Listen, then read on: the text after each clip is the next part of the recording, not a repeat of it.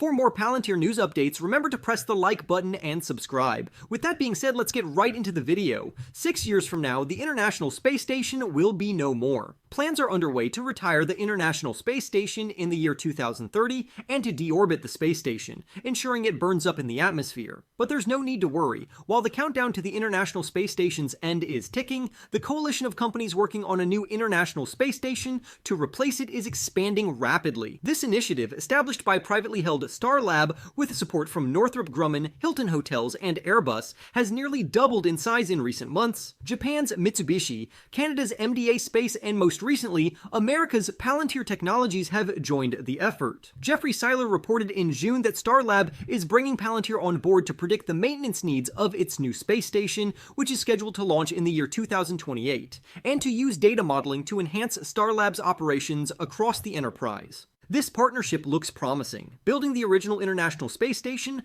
cost over $100 billion, and operating it costs the National Aeronautics and Space Administration approximately $3 billion annually. Unfortunately, Starlab's press release announcing Palantir's participation didn't address this, suggesting that Palantir's role will be more akin to a subcontractor than a true partner in the venture, even though the company is described as a strategic partner. Without further evidence, investors might view Palantir's involvement less as a true partner, with a financial stake in the venture's success and more like Coca-Cola being named the official soft drink of the 2024 Summer Olympics. In other words, Palantir will likely profit from Starlab, but its addition to the team probably doesn't make Starlab the most likely replacement for the International Space Station. It's worth noting that despite Starlab dominating the headlines recently, it's not the only contender in the race to replace the International Space Station. 3 other teams of companies or individual companies are competing with Starlab for the opportunity. These include the ambitious Axiom Space, which has been discussing the creation of a private space station the longest,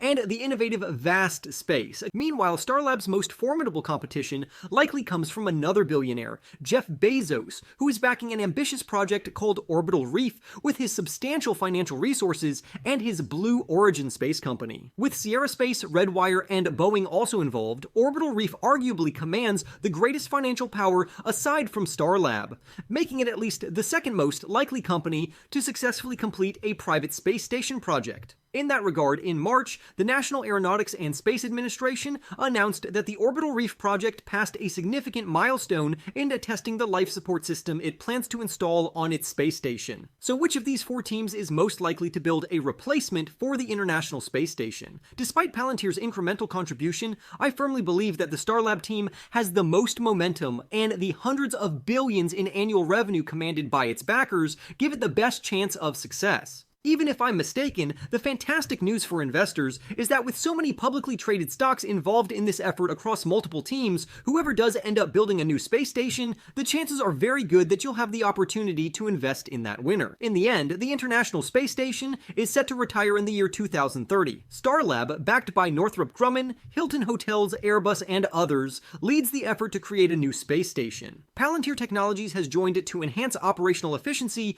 through data modeling. The high costs of the original International Space Station prompt questions about Palantir's financial commitment. Starlab faces competition from Axiom Space, Vast Space, and Jeff Bezos' Orbital Reef, with significant financial backing making Starlab the front runner. For more videos on Palantir, remember to press the like button, subscribe if you are new, and I will see you in the next video.